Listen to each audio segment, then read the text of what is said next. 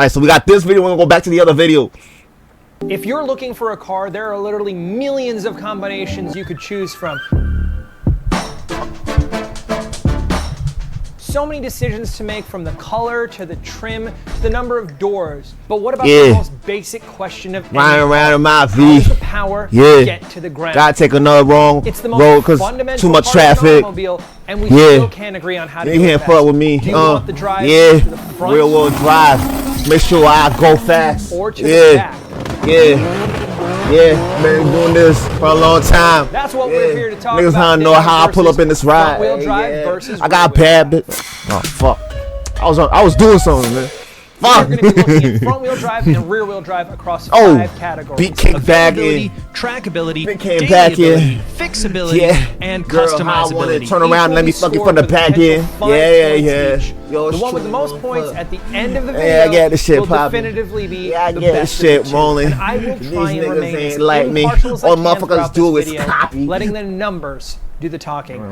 Round 1 is all about availability. What kind of cars exist in each drivetrain configuration? How many of them are there, and how do they vary? Front-wheel drive cars are the most popular in the world, but it wasn't always the case. Before the 60s, most cars were rear-wheel drive. This was mainly due to the ease of construction. Front-wheel drive cars had been done before, but one car really started the trend.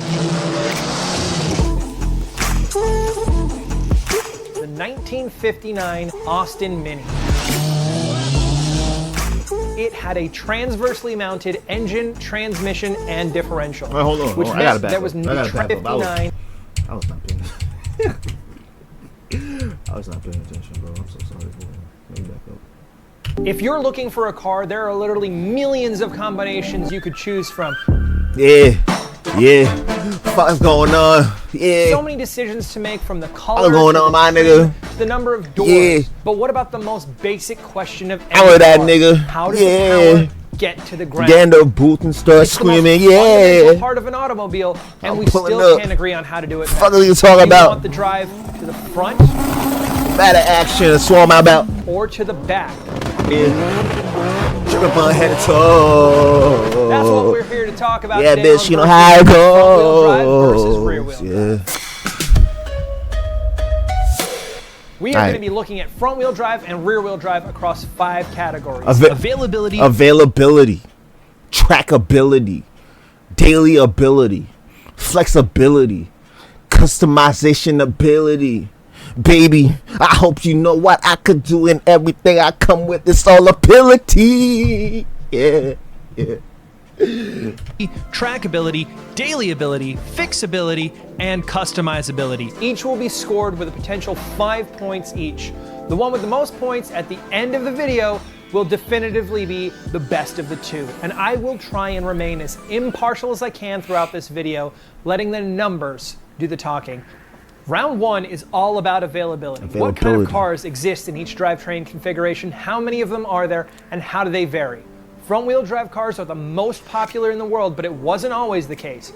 Before the 60s, most cars were rear-wheel drive. This was mainly due to the ease of construction. Front-wheel drive cars had been done before, but one car really started the trend. The 1959 Austin Mini. Austin Mini, 1959 Austin Mini. Is that the Mini Cooper? BMW. Another car by BMW. BMW, what's that? German engineering. The ultimate driving machine. BMW type shit. It had a... Bro, I ain't gonna lie, bro. Them cars look a little as fuck. But, like, you go inside them shit, and this shit is big as hell, man. I know how the fuck they done packed all that space into this little ass car. That's why, no, this is the like official clown car, nigga. Like, you can fit mad niggas in that fucking car, bro. Transversely mounted engine, transmission, and differential. Transversely mounted engine differential. There was no need for a transmission tunnel. Oh, so this is a front wheel drive. It's gotta be a front wheel drive. And the floor of the tiny car could be flat, giving it much more room inside. Oh shit. Oh shit. This design was a hit, and it was copied and copied over and over until we reached the modern day where front-wheel drive cars completely dominate the subcompact, compact, and mid-size markets. I did not know that shit, man. I was looking at cars, and I'm like, why the fuck all these cars front wheel? Because all my cars is either like that I've had of old. It's always been all wheel drive or rear wheel drive. I ain't never drove a front wheel drive, but I ain't gonna lie, bro, I'm kind of scared. In 2014, only 12% of cars sold in America. Cause like nigga, like imagine being on a bike and then braking with your front wheel. Like nigga, you gonna flip over. What the fuck? Were rear wheel drive. You going mad fast and you push on the brake. I expect the car to go, nigga. Like what? Drive cars are also usually of a specific type. They hold the market share of sports cars, luxury sports, and exotic. Or rear wheel drive. Rear wheel drive cars are also usually of a specific type. They hold the market share of sports cars, luxury sports, and exotics. Just because... I see, so far all my learning has been based on sports cars. And so I've grown accustomed to rear wheel drive shit. And then sometime all wheel drive. This front wheel drive shit is like fucking with me. Rear wheel drive cars are the most popular sports cars, doesn't make them the most available fast cars. Any brand new rear wheel drive car is gonna cost you more than $24,000, and for that, you're getting like a Fiat 124 Spider or a 4-cylinder Camaro 1LS. Throw that money at a front wheel drive car and you're looking at well-optioned Fiesta STs, Veloster Turbos, and Fiat 500 Abarth. Is Abarth the plural? I'm not even sure. And even if you're not looking at factory options, you could get a Fiesta ST with a Stage 3 power pack and a Cobb access port before you can even get a spoiler on that Camaro. You'd be 30 horsepower down, but 1,000 pounds lighter. The economy of making an economy car has made it easier to then progress to making them faster and more fun. Did you know that most minivans are front wheel? What the fuck am I looking at, man? What the fuck am I looking at, man? No, this is AI, bro. This doesn't look right. But most full-size vans are rear-wheel drive. Full-size vans are rear-wheel drive because they're built on the chassis of base model full-size trucks. So rear-wheel drive cars are all based off of speed performance, off-road and hauling performance, or they're parts bin cars. And that's kind of the problem. Performance cars are moving towards all-wheel drive. Look at traditionally rear-wheel drive sports cars like the 911 and NSX. If chasing performance means putting more power to the road, rear-wheel drive isn't going to be around much longer. And with non-performance cars being rear-wheel drive because they're borrowing parts that were already made, the rear-wheel drive model numbers are going to shrink twice as fast. Even truck makers all see the benefit of all-wheel drive, and once it becomes cheap enough to develop as a base model, they won't use those two back wheels alone anymore. Front-wheel drive, however, will keep kicking for years to come. It's the only choice for cheap economy cars. Right now, the cheapest front-wheel drive car on the US market is the Chevy Spark, starting at a little over $13,000. The cheapest all-wheel drive car is $4,000 more than that, and the cheapest rear-wheel drive car is $7,000.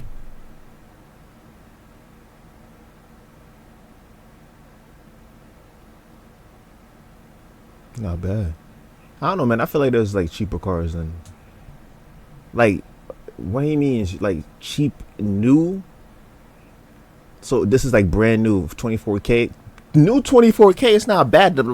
I thought he was gonna say the GR86, because I think that's like, that ain't bad either. But the Fiat, I feel like that's a small fucking car though. I don't know, man. I need space. My big ass, long ass legs, man. I need space because this car right here, like, it looks clean, but I feel like it gotta be. I don't know if it's gonna fit me, man. $1,000 more than that. Rear-wheel drive cars are some of the coolest out there, but as far as availability goes, it's not easy to get your hands on one, and it's only going to get harder. Availability, alright, front-wheel drive, but nigga, anybody trying to drive around a motherfucking family car, nigga, or just like a big ass car, bro? How does that feel? I gotta go test drive one, man. I gotta hurry up and go test drive one, cause like, nigga, what the fuck? Like,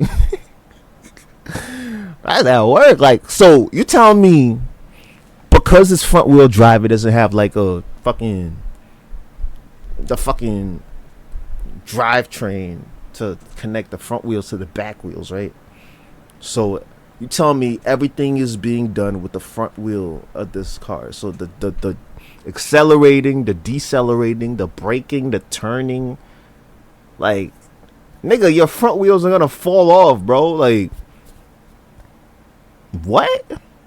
Your front wheels falling off, man. I ain't gonna be driving pop. You gonna be like, what the fuck happened? Your front wheels fucked. Like, hey, bro, what if like you have nothing? Like I'm a clean. Like I like my cars to be clean. I don't really have shit in my car like that. You feel me? So like now I got shit in my trunk, shit in the back seat, shit in the front seat, shit on the floor. I got nothing. It's just me, my headphones, and like a book bag or something, right? So if I'm driving this car too fast and like I'm going down the hill, my nigga, like, and I push the brakes, like, I'm done. Like, the car's gonna flip over, and I'm done, bro. And hopefully I remember to put on my seatbelt, because nigga, I'm not even gonna fly out the window. I'm gonna fly straight into fucking concrete, my nigga. What the hell? Damn, bro. I'm gonna give them 2 points. Front wheel drive cars are cheap, plentiful, and have a long future ahead of them while still having a decent amount of history. I'm marking them down for 4 points. It looks like front wheel drive cars have some catching up to do, so let's see how tight they hang on in the next round. This round is focused on performance on track and in motorsport. This is the stuff I love, the numbers, the stats, the lap times, and I'm sure all of you are happy I'm no longer talking about the base model viability of cars. Rear wheel drive cars are all over motorsport. F1 is rear wheel drive, IndyCar is rear wheel drive, NASCAR is rear wheel drive, Formula Drift is rear wheel drive. That's what I'm talking about, man. That's what I'm talking about, nigga. That's why I'm saying, like, fuck, like, you ain't doing that shit. Can you even drift? How the fuck you gonna drift with your front wheel, bro? Ooh! In fact, the only race series that currently use any front wheel drive cars are grassroots series based on cars that were once road legal. There was once a front wheel drive car that qualified for the Indy 500 in 1927, but it never finished the race. So why does rear wheel drive have such a stranglehold on motorsport? Is it just because that's how these series started? Well, the main factor is weight transfer. As the car accelerates, it leans back, weight gets sent backwards, and the back wheels get pushed into the ground. For rear-wheel drive cars, this means the drive wheels are gaining more mechanical grip as they accelerate. For front-wheel drive cars, the drive wheels are getting lighter and less grippy as they're being lifted into the air. But rear-wheel drive cars aren't perfect in this. Overdo it and you'll lose traction. In my track experience, I've had 3 spins. Guess which car they were all in? Front wheel drive cars. For front wheel drive cars though, losing grip due to over acceleration means the car will slow down, which means the weight will transfer to the front, the tires will get more grip, and you can catch a mistake a lot easier. Nah, nigga, you fucked, bro. You're fucked. Front wheel drive cars also have an advantage when it comes to wet conditions. Since their biggest weakness is weight transfer, it makes sense that when the whole field has less grip, they aren't affected as much. Because of this, amateur rallycross is a sport where if you're not in an all-wheel drive SUV with a missing rear bumper, you're probably in a front-wheel drive car. Winning more traditional motorsports events in a front-wheel drive car is not impossible though. Stefan Papadakis' 1998 Honda Civic drag racer broke into the 8-second quarter-mile times, and the Civic Coupe, built by PZ Tuning, holds 4 global time attack records. Not front-wheel drive bro. God damn, that's a front-wheel drive car. Plus, they got the fucking what do you call that shit? The front spoilers, the front bumper spoilers. So that car is being pushed the fuck down to the goddamn ground with the fucking front wheels, man. This fucking sucks. Overall, the modern day Civic Type R is an absolute track weapon. It laps the Nürburgring. Bro, I want one so bad. I want a Type R so bad, bro. 7 minutes and 43 seconds. If you wanted to match that pace with a rear-wheel drive car, you'd be spending 3 times as much money at a Porsche dealership. Could it be that front-wheel drive cars can be just as good at motorsport as rear-wheel drive, and it's just that manufacturers don't build them for performance? Kinda. It's not as cut and dry as that. Rear-wheel drive cars still have the advantage in most circumstances, and a skilled driver can avoid the pitfalls of rear-wheel drive. With that being said, I'm going to give 3 points to front-wheel drive for the amazing honorable mentions that they do have, but 4 points to rear-wheel drive for holding on to the lion's share of performance development. Rear-wheel drive is using that 1 point track advantage to close the gap, as there's only 1 point between them now, so let's see what happens in the next round. The next round is all about daily ability. How easy is it to have these cars on a day-to-day basis? Right now, I drive a rear-wheel drive car day-to-day, and I don't mind it at all in Southern California. But anywhere else in the world, it gets a little bit harder. Front-wheel drive cars, as we mentioned last round, have a natural advantage when it comes to grip in slippery conditions. If you live somewhere with rain or mud or snow, it's easy to lose traction in a rear-wheel drive car. It doesn't take owning a Dodge Hellcat to kick the tail out on accident. All it takes is a lead foot and a slick intersection. Also, the advantages of weight transfer that a rear-wheel drive car has don't really apply on the road unless you're launching from every stoplight. And I, for one, am definitely not launching from every stoplight. Front-wheel drive cars are manufactured for comfort and ease of use. The entire concept behind them was to have a flat-floored cabin which could allow for more space. Part of how this was achieved was with an engine, transmission, and differential all being constructed and designed together. No U-joints, no drive shafts, and less fluid needed. All components ended up lighter, and a lighter car is easier to drive. The lack of rotational mass also makes them more fuel economic. But while front-wheel drive cars all have this configuration, it doesn't mean rear-wheel drive cars don't. Let's look at the Toyota Celica and Toyota MR2 Spider. Both are small, two-wheel drive sports cars powered by Toyota 1ZZ engines. But one is front-wheel drive and one is rear-wheel drive. With the MR2 being mid-engined, it gains a lot of the packaging advantages of a front-wheel drive car. You have the same fuel economy and power as the front-wheel drive Celica. This is honestly academic though, as cheap mid-engine cars are rare and you can't tell me that an MR2 is an ideal daily driver. In the same way that front-wheel drive can make a good track car, rear-wheel drive cars could be built to be better dailies, but no manufacturer is really doing it, and it's a lot of R&D dollars just to prove a point. For being efficient, forgiving, and spacious, front-wheel drive cars get 4 points in this category, and for having downsides but none of them really being too detrimental, I'm giving rear-wheel drive 3 points. That's a 2-point gap going into the next round. Let's see if rear-wheel drive cars can put the power down and claw their way to the top spot. The fourth round is all about how easy it is to fix these cars and how often problems occur in the first place. In general, though, front-wheel drive I don't think we're gonna make it with the rear wheel, bro. And rear-wheel drive cars have some key differences when it comes to maintenance. Parts for front-wheel drive cars are generally cheaper and smaller than the equivalent rear-wheel drive car. This isn't just because of front-wheel drive's place in the market either. Front-wheel drivetrains are built more efficiently, which means less parts and less wear. In theory, manufacturers are always building to a margin, so they're not going to give you parts that can handle much more than average abuse unless they're grabbing from like a parts bin. In general though, there's lots more that can go wrong with a rear-wheel drive front-engine drivetrain than with a front-engine front-drive configuration. The transfer of power down the whole chassis through so many components means there are more points of failure. Front-wheel drive cars also don't need separate fluid for diff and transmission because it's all in one unit.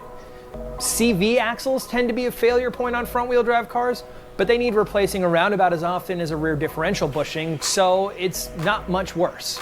Where the tables really turn is with transmissions. A clutch replacement on a rear-wheel drive car can take a skilled mechanic under 2 hours. On a front-wheel drive car though, you're disconnecting all the front steering, control arms, end links, and dropping the front subframe. I just put an ACT clutch in my Yaris over the winter and it took me 10 days. Now, 95% of that is because I don't know what I'm doing, but most mechanics are looking at over 6 hours to properly swap a Yaris clutch. All right. I feel like I should skip this part, but I feel like this is good information, but at the same time, it's giving me anxiety, you feel me? And that's without power steering. Differential work is also a big pain on front-wheel drive cars. If you want to see how easy it is to remove a rear differential, just watch James do it on high-low. Hi, I'm James. Today, we're gonna lube some grooves. The overall takeaway is that most front-wheel drive cars can run for longer with only standard maintenance, but when there is an issue, rear-wheel drive cars are easier to fix because the parts are more spread out and easier to access. Though the parts costs are cheaper on those front-wheel drive repairs, so the bill might not be as bad as you think. Since you may have to shell out a big chunk at once for a front-wheel drive car's repair, I'm gonna give them 3 points. And for having more points of failure and more expensive parts, I'm gonna give rear-wheel drive cars also 3 points. We've got one more round to go. Front-wheel drive is still ahead by 2 points, but let's see if the last round can turn the tide. The final round is all about customizability. How much can you actually make these cars your own? On the low end of things, it's pretty similar. There's no reason that either car couldn't have any ride height, any forced induction setup, any body styling, and any suspension you want. The car scene is full of Hondas from every end of the spectrum and Camaros that can run the gambit of styles and setups. On an entry to mid-level, you can find unique parts for just about any car. The aftermarket has grown to be so big and so all-encompassing, drivetrain doesn't really affect customization on an average budget. The place where we really see the separation is engine swaps. With front engine rear-wheel drive cars, the sky is the limit when it comes to engine swaps. Do you want to see an LS Datsun? It's been done. Do you want to see a Ferrari engined 86? It's been done. Engine swaps are the upper echelon of Bro, you think my front bumper is big enough to put a Hellcat engine in my car? Yo, I feel like if I put a Hellcat engine in my car, bro, I'll be flying, man. Fuck the traffic. Fuck the traffic, my nigga. What? I'll be the fucking highway. Fuck you talking about? Customization. But front-wheel drive cars have some crazy swaps too. Take a look at this Hayabusa swapped Mini Cooper, or this LSX swapped Civic, That's or this clean. super fat Fiat 500 hiding a Lamborghini V12. That's ridiculous. If you've got the determination, you can get any engine into any car. There's just one problem. All those front-wheel drive cars I mentioned, they're no longer front-wheel drive cars. The thing is, if a motor is designed for rear-wheel drive, the geometry of where the power gets delivered, it's so far off from where a front-wheel drive car would need it, it's way easier to get a custom drive shaft and just swap in the rear end of a rear-wheel drive car. With a rear-wheel drive car though, you can use any engine you can fit if you mount it the right way around. Take a look at this K-Series swapped FRS. It uses a longitudinally mounted turbocharged... Yo, that's so clean. That is so clean. What the rest of all them shits at? That is so clean. What? That is so clean, bro. Yo, that is nice, man. Oh my gosh, bro, that is so nice. K24 and transmission from an S2000. The K24 is the engine from a Honda Civic Si, which is like the people's champion of front-wheel drive cars. And these guys made it drive the rear wheels of this Scion. An engine that fought hard on the front lines of front-wheel drive cars has now defected to the other side of the cockpit. Rear-wheel drive simply has the edge in this category because the engine bay isn't filled with transmissions and CV axles. For having almost no limit on what you can make, I'm going to give rear-wheel drive cars 5 points in this category. Nigga, we better win. For representing some crazy builds and for having such a big impact on tuner culture in the first place, I can't give front-wheel drive cars anything less than 4 points. Which means that front-wheel drive is our winner. But it's alright though, because I feel like, damn, man, I think I might have to get like me a front-wheel drive. So I gotta do my little research on that shit real quick.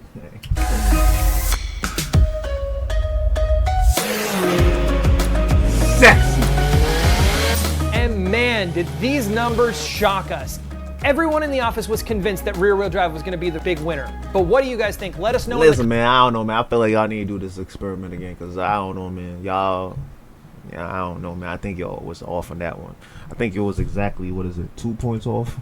I think it was 17, no, 1 point off. I think y'all was like off for like fucking 1 point off, man. Because Rear Wheel should have taken the cake. Like, niggas didn't talk about no donuts. Niggas didn't talk about no lap times, no track times. Like, bro, what you talking about, man? Fuck.